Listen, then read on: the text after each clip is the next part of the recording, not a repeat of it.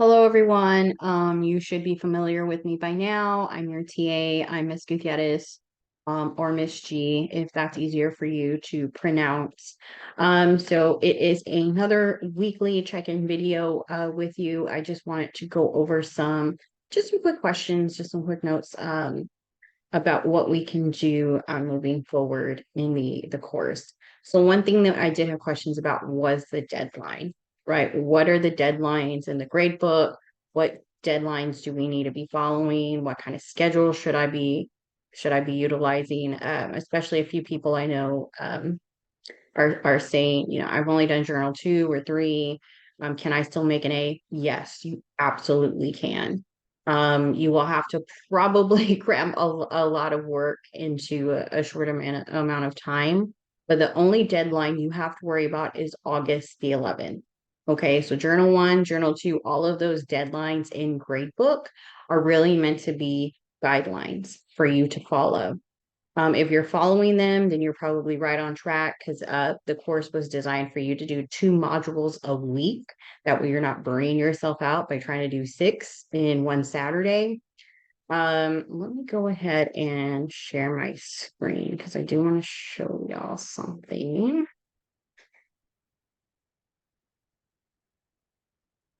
Okay, let me just put that down, put this down. I have a lot of tabs open.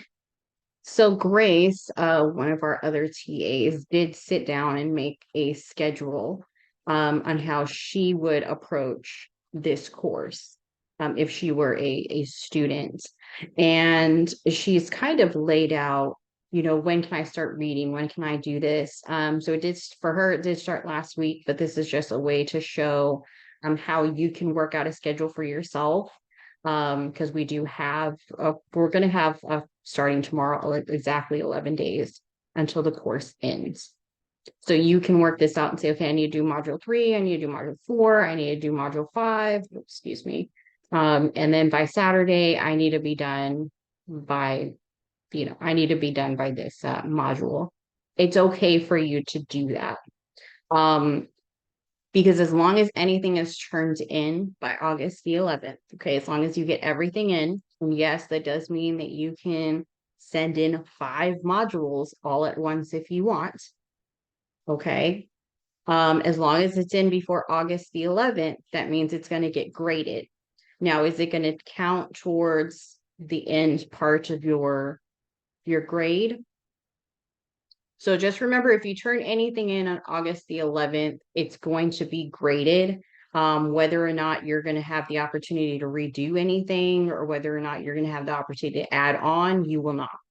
So if you get a 2 out of 3 on module 4, you will not be able to redo the journal. And unfortunately, that module will not count towards the final grade.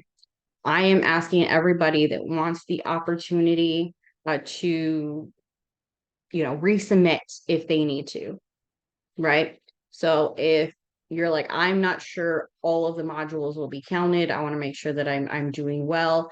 I am asking that everybody gets that turned in at least by Wednesday. If you haven't been paying attention, I am a very fast grader. I've been keeping up every day. So the last week I am planning to every day sit through here and go through at least 2 to 3 hours, maybe more of grading for everyone. So if it is not in by August the 9th, you might not have the opportunity to redo it, right? Because you need time to redo the journals.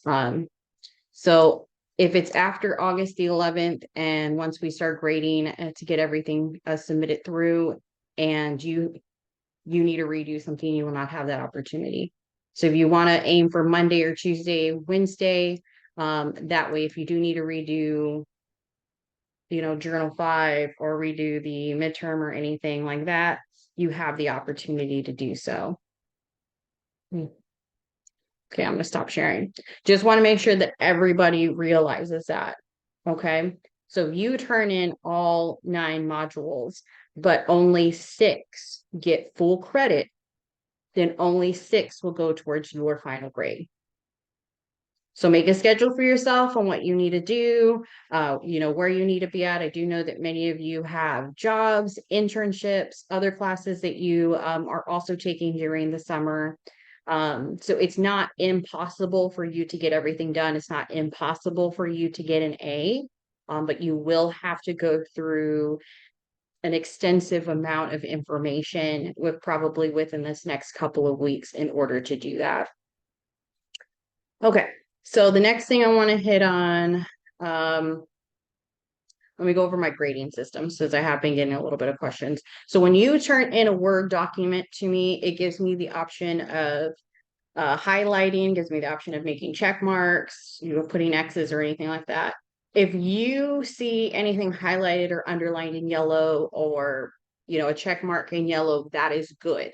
Okay, that means that you've hit on something either in the rubric, you have followed the instructions. So I'm like, yes, that gets you a point. That gets you a point. At the very least, try to answer the questions. I think that's what I've been seeing the most is that it'll say do the crit method, give me at least 2 themes, give me an observation, and you're giving me 1 theme, no observation, and a 3-sentence quote.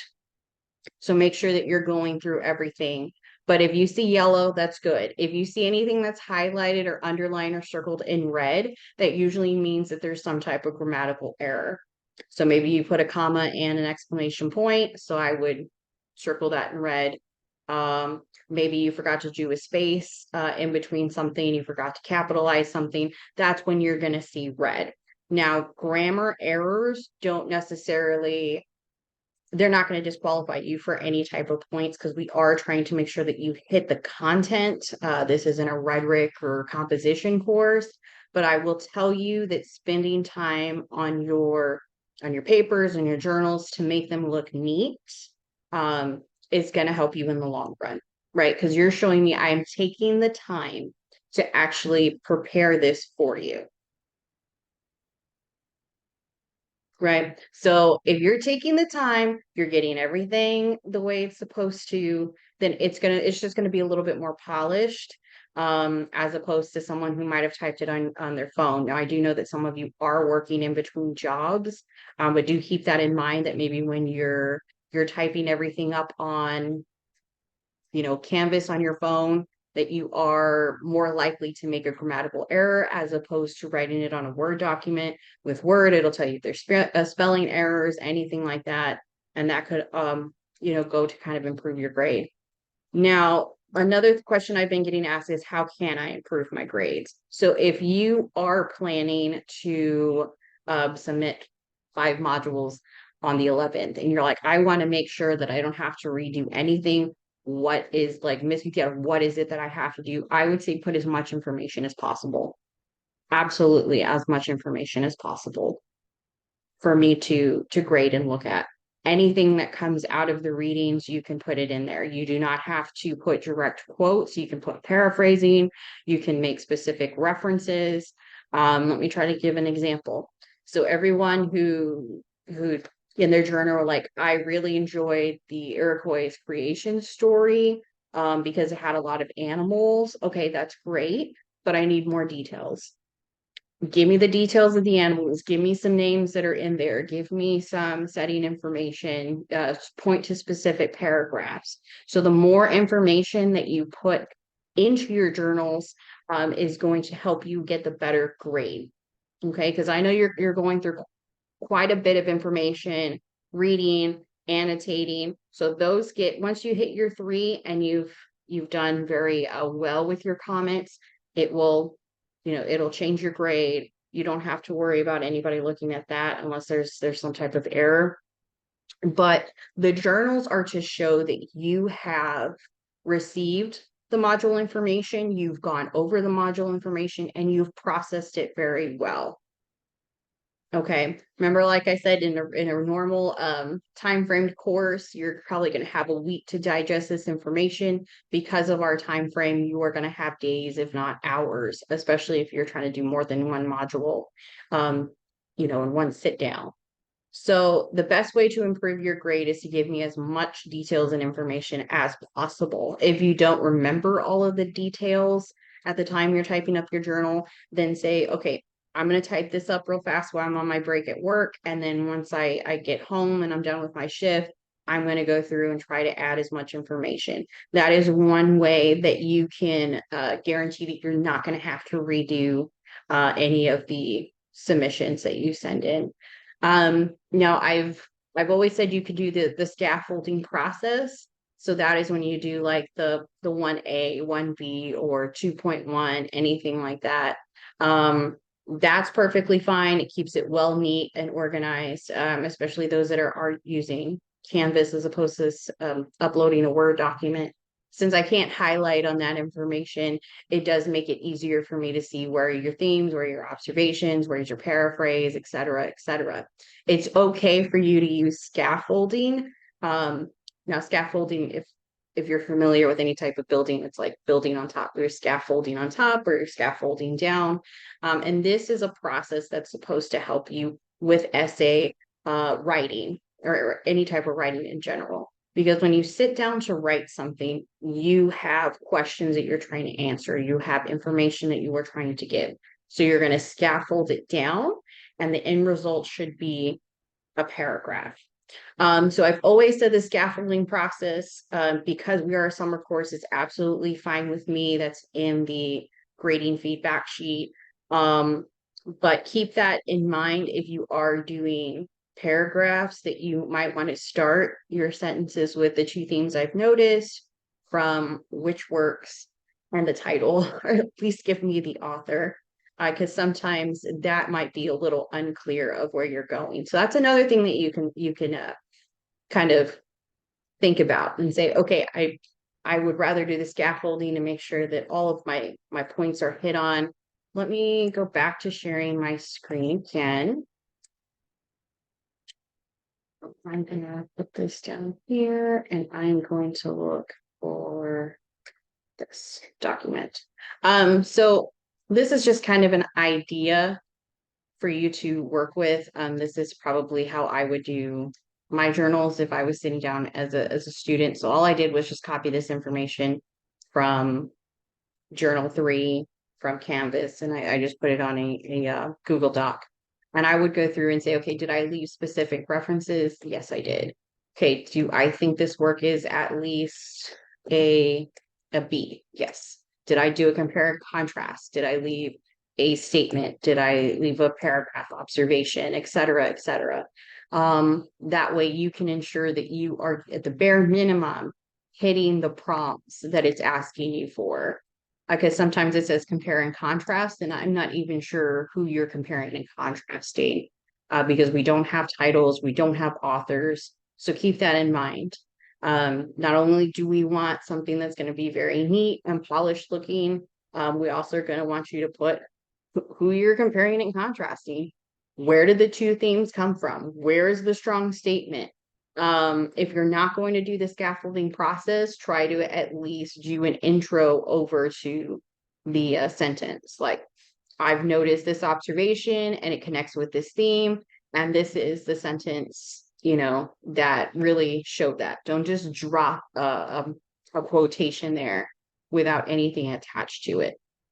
Okay, so these are just a couple of ideas that you can do to improve your grades. Like I said, if you want to do the scaffolding, that's fine with me. You're at least hitting the bare minimum. Put as much information as possible. Let's see, what else are we going to look at? So I've been getting a lot of questions about crits, the crit method, and I am a firm believer that if you can understand and do the crit method, like you've mastered all of college and any of your working professional life.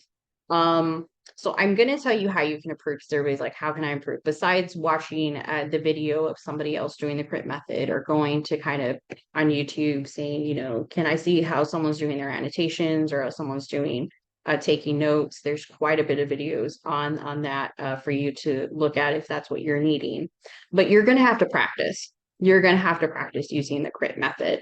Now, the thing is that we've said, here's the crit method. Here's everything that you need to follow with crit. And then we've kind of given you, I don't want to say boring material, but for some of you, I mean, it's like reading instructions on how to build a summary. Like, it is not capturing some of your interests. And I do know that you're focused on other things, right? You're like, I'm in the biology department. I'm doing, I'm studying rockets. So maybe American literature isn't for you. And maybe that might be part of the problem.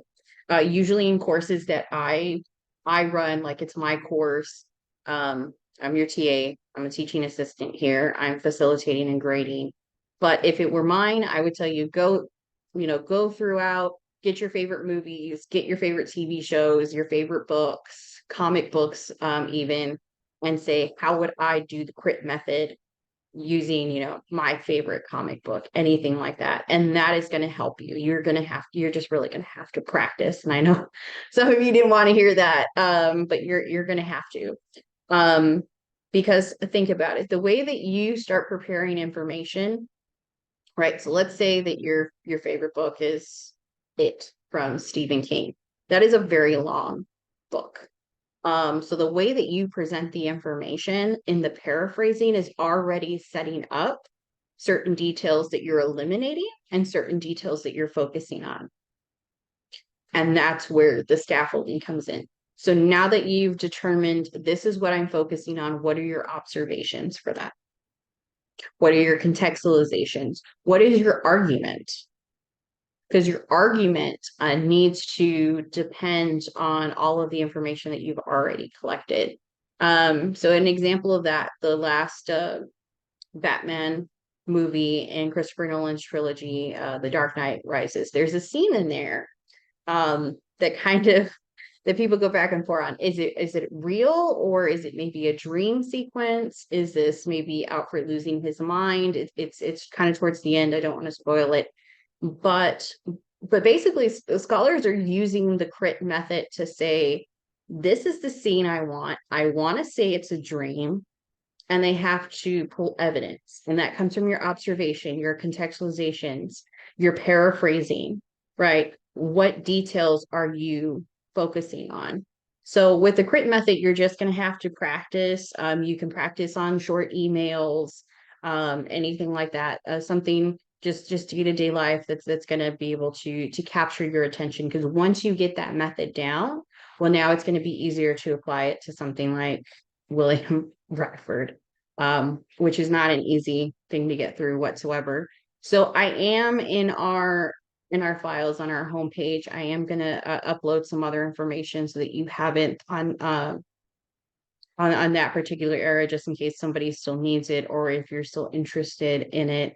And there's also going to be some information from the Writing Center on how to do some paraphrasing. So in case you need to look at that. But that's where I would tell you to start. Everyone who's saying I've been watching shows on Netflix while I'm also doing my work. Okay, watch a TV show, right? You've already watched one TV show. Let's apply the crit method. What am I paraphrasing? What am I observing? What can I contextualize? Like, what information do I need in order to get to my argument? And that'll make it easier and easier for you to use inside your courses, particular in your journals. So reach out to me if you have any other questions, if you need anything clarified. I'm available by email. Of course, I will be in my office hours from 11 to noon on Wednesday and Friday. You should have the link for that already. So I do hope everybody has a great rest of their week. Like I said, pretty sure next week is going to be very busy for a majority of you, but I'm here to help in any way possible. So please reach out to me if you need. Okay, bye.